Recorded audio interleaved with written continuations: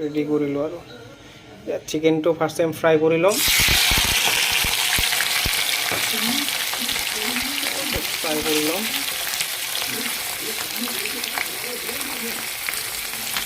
পানী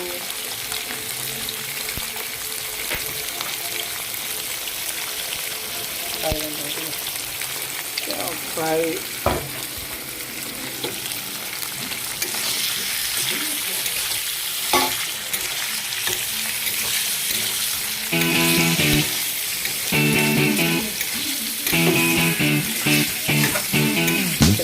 ফ্ৰাই কৰি ল'ব লাগে, তেতিয়া কালাৰটো বৰ ধুনীয়া হয়। মাংসটো সিদ্ধ হয়, ফ্ৰাইও কৰি আমি টেষ্ট হয়।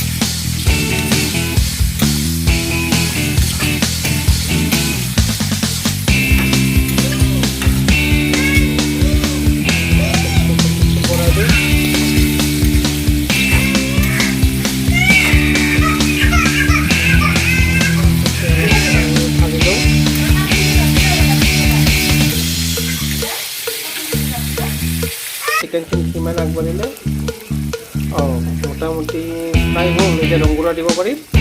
ৰংগুৰা হালধি মছলা দি দিম।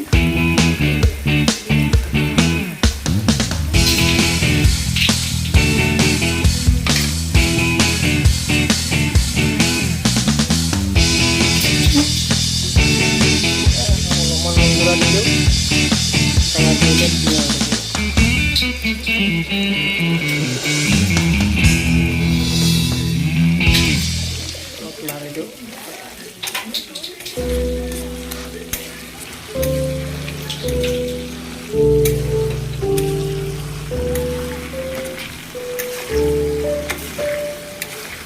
কালাৰটো দিয়ে বৰ ধুনীয়া হয়।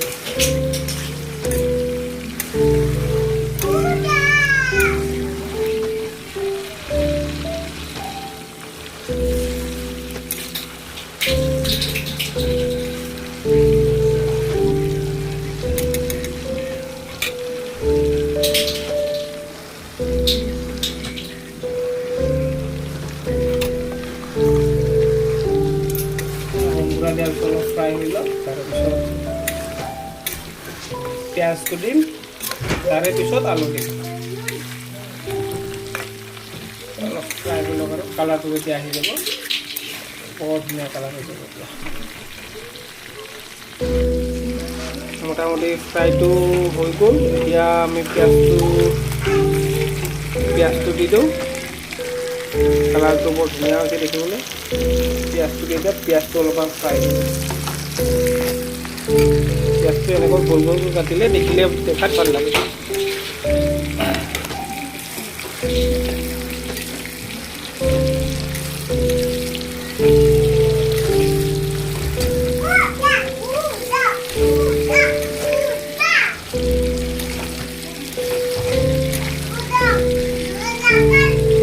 ফ্ৰাই হৈ লওক। এতিয়া আমি আলুটো দি দিলোঁ ঢালি। এতিয়া আলুটো অলপ ফ্ৰাই কৰি হোৱা নাই, পানী দিব পৰা হোৱা নাই, ফ্ৰাই কৰি থাকিব। তেতিয়া খাই বেছি টেষ্ট হ'ব। চিকেন বহুতে বনাব নাজানে, টেষ্ট নহয় বহুতো, তাৰ কাৰণে চাই লওক চিকেনটো। কালাৰটো লাহে লাহে আহি আছে। আপোনালোকে এণ্ডলৈকে চাই থাকক, কি ধুনীয়া কালাৰ হৈ যাব। চিকেন ফ্ৰাই মোটামুটি হৈ গ'ল। কালাৰটো চাই লওক, কি ধুনীয়া দেখিবলৈ হৈছে। পানী দিয়া নাই, পানী আৰু দিব লাগিব। জাষ্ট এইটো সিদ্ধ হোৱাৰ কাৰণে অলপ পানী দি দিছোঁ। পানীখিনি সিদ্ধ হৈ লওক, উতলি যাব। পানী শুকালে আৰু পানী দিব লাগিব। তাৰে পিছত মানে ফাইনেল হৈ যাব আৰু এতিয়ালৈকে হোৱা নাই বা মোটামুটি ফ্ৰাই হৈ আছে। এতিয়া আমি পানী ঢালি দিওঁ। পানী দিয়াৰ পিছত যেতিয়া সিজাব, তেতিয়া মোটামুটি আঞ্জা হৈ যাব আৰু কি ধুনীয়া কালাৰ হৈ আছে।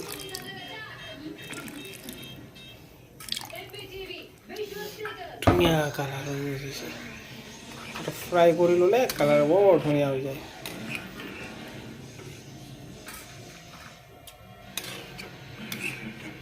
দেখিলেই লোভ লাগি যায় দেই। লেগ পিচ মোৰ ফেভৰেট হয় লেগ পিচ। এতিয়া পানী দি দিলোঁ, এতিয়া উতলি থাকোঁ। কালাৰটো চাওক কি ধুনীয়া লগা হৈছে, কালাৰটো বৰ ধুনীয়া কালাৰ হৈছে।